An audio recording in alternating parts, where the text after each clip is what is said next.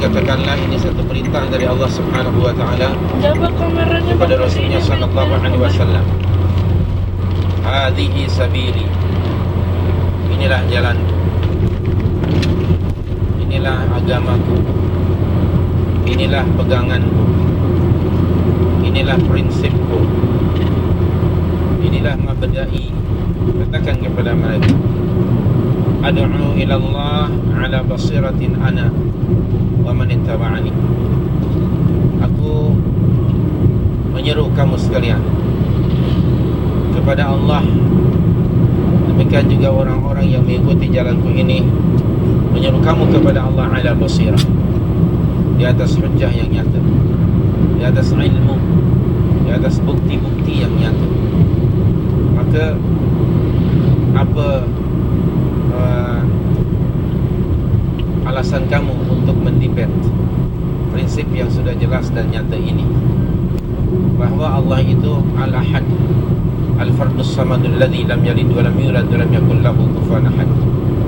Maka apa perlunya ada lagi orang yang akan mendebat Rasul? Oleh itu perlu dikatakan kepada mereka, hadhihi sabili, atau aslamtu wajhiya lillah.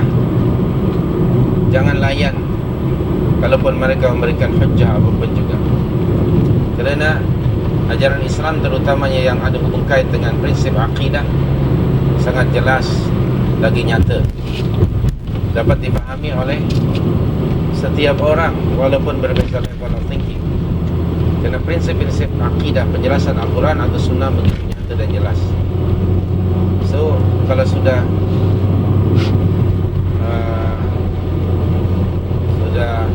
jelas, maka tidak perlu lagi kamu melayan hujjah-hujjah mereka. Sudah apa yang berlampu apa bersuluh tu? Sudah terang, terang lagi bersuluh. Lampu So maknanya tidak ada lagi makna hujjah di situ. sudah jelas. Kemudian agama ini secara amnya diasaskan di atas basirah, di atas basirah atau hujjatun balighah atau ilmun yaqin, ilmu yang yaqin, di atas dalail wal burhan, dalil-dalil dan bukti-bukti yang nyata.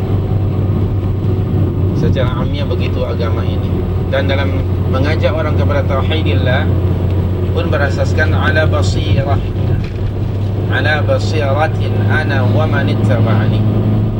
Demikian juga orang-orang yang mengikuti Rasul, apabila mereka menyeru orang ke jalan Allah Subhanahu wa taala, mesti menyeru mereka ala basirah.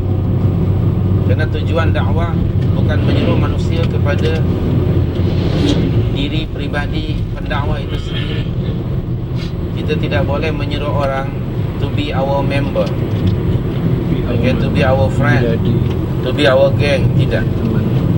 Sebaliknya kita seperti tadi dalam surah 12 ayat 108, ad'u ila Allah, ad'u ila Allah. Aku menyeru kamu sekalian wahai manusia, ila Allah, bukan ila nafsi.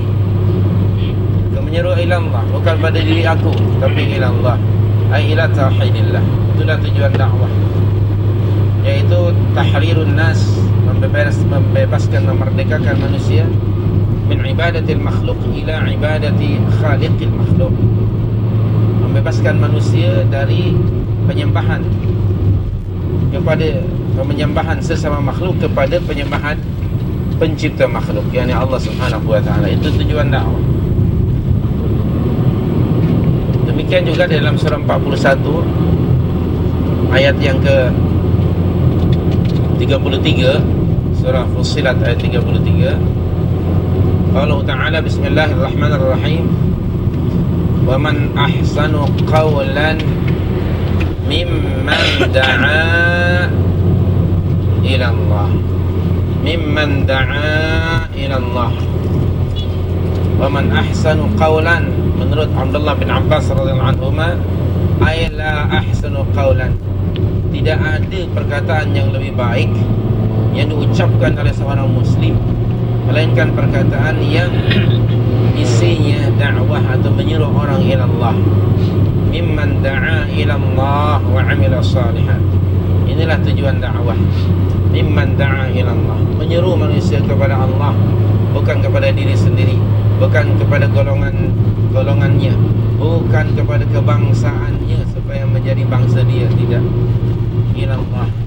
Maka kita mengajak semua orang kepada Allah Subhanahu wa taala. Rasul tidak mengajak manusia kepada dirinya, to be his member, ataupun kepada bangsa Arab kerana Rasul orang Arab. Aku menyeru kamu supaya yang jauh jadi Arab. Mana mungkin? Genetically berbeza. Yang tetap jauh tidak mungkin berubah. Cina tetap Cina, tidak mungkin berubah. Dan saya selalu katakan di pergim bangsa itu, bahawa Islam itu bukan, tak ada hubung kait dengan nation, dengan tribes. You brother remain. If you are Chinese, you remain as a Chinese. If you are Indian, you remain as Indian. So don't worry, we are not going to change color. Okay? Kamu tetap saja remain sebagaimana itu. But we invite you kepada ilallah, kepada Allah Subhanahu wa taala. Kepada Allah, bukan kepada agama. Itu saya selalu katakan, tak ada hubung kait religion atau agama Allah ini dengan any tribes, any nation di atas muka bumi. Siapa saja yang dia Muslim, siapa saja kita suruh kepada Islam. Apa bangganya jadi orang Arab kalau sekiranya tidak beriman? Apa yang dibanggakan oleh Abu Jahal dan the gang dengan kearabannya itu jika ia tidak memeluk Islam? Sungguh lebih mulia seorang Afrikan seperti Bilal bin Rabah radhiyallahu anhu atau seorang Parsi seperti Salman Al-Farisi yang memeluk Islam. Itu adalah lebih mulia daripada membanggakan warna kulit. Dan Islam telah mengenyahkan fanatisme kebangsaan, kerana itu salah satu ciri di antara ciri-ciri jahiliyah. Malang sungguh umat Islam kembali kepada sistem jahiliyah, fanatik kepada nasionalisme masing-masing, sehingga kan orang pun nak disuruh kepada bangsanya, bukan kepada agama Allah. Ad'u ila Allah. Jadi dua ayat ini jelas di dalam surah Ali Imran ayat 20. Aslam tu dia kata wajhiya lillahi wa man ittaba'an. Dalam surah Yusuf 108, ad'u ila Allah ala basiratin ana wa man ittaba'ani. Dan demikian tadi di dalam surah Fussilat, ad'u ila Allah. Jadi tidak perlu lagi berhujjah kerana segala-galanya sudah jelas bagi nyata. Kemudiannya mah taksi itu simpangan-simpangan itu masih mau nyalip juga deh. Pengajarannya penting bagi umat Islam, sebab mungkin akan ada orang non-Muslim atau orang munafik yang akan mentashwih atau mengacau bilaukan pemikiran umat Islam yang sudah firm dengan prinsip akidah. Mungkin ada saja orang yang datang dengan pemikiran-pemikiran yang nampak dia dipackage seperti menarik sekali pemikiran itu, tapi sebenarnya mungkin untuk menyesatkan sekurang-kurangnya, menjadikan si Muslim itu confused tentang agama. Maka kita mesti firm mengatakan aslamtu wajhiya lillah, aslamtu wajhiya lillah. Mesti firm dalam urusan akidah. Jangan sekali-kali terpengaruh, dan tidak ada toleransi di dalam urusan akidah.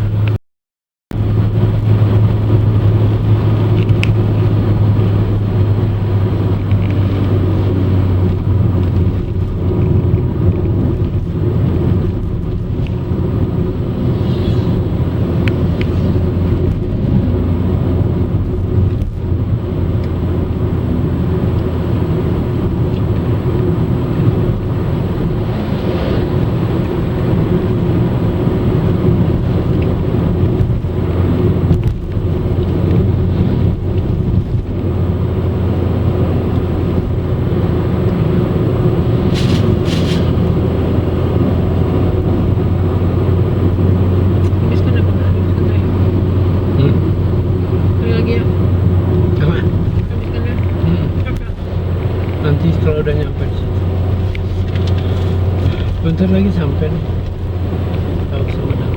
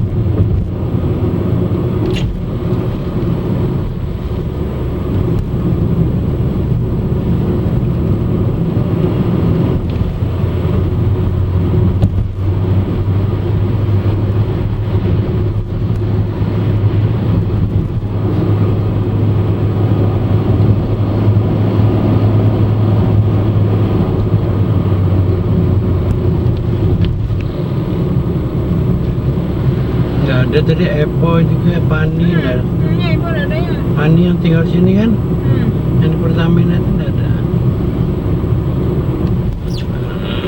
Ian, yang Pertamina itu Ian, yang Epo itu Jakarta.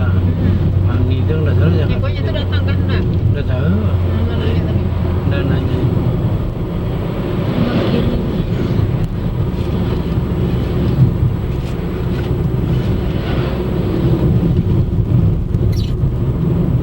Dia kan biasanya di hotel kan dapat kamar ya, di kamar yang nanti itu kan di Iya.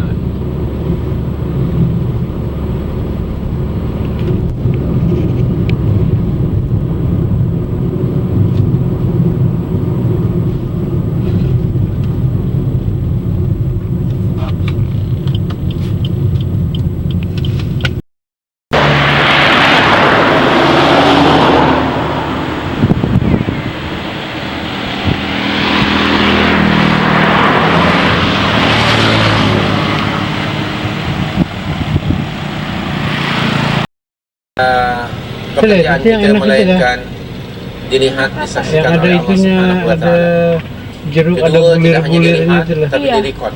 Beli ada kan? Ada rekodnya. Dan masing-masing manusia, saya dan anda, kita punya buku catatan amalan sendiri-sendiri. Dan di dalam buku itu tercatat segala sesuatu yang kita kerjakan selama kita muslim aqil baligh. Selama kita tidak gila, kita bukan anak kecil, kita tidak tidur. Lain daripada keadaan itu, semuanya direkod oleh Allah Subhanahu wa taala. Kemudian bukan hanya merekod, tapi Allah Subhanahu wa taala akan mendedahkannya. Dia akan didedahkan amalan-amalan itu nanti pada hari hisab. Akan didedahkan. Dan akan diberi jaza atau balasan. In khairan fa khairun, jika amalan itu baik maka balasannya baik. Wa in syarran fa syarrun, jika amalan itu jahat maka balasannya pun juga na'udzubillah is punishment. Wa wudi'al kitabu fatara al mujrimin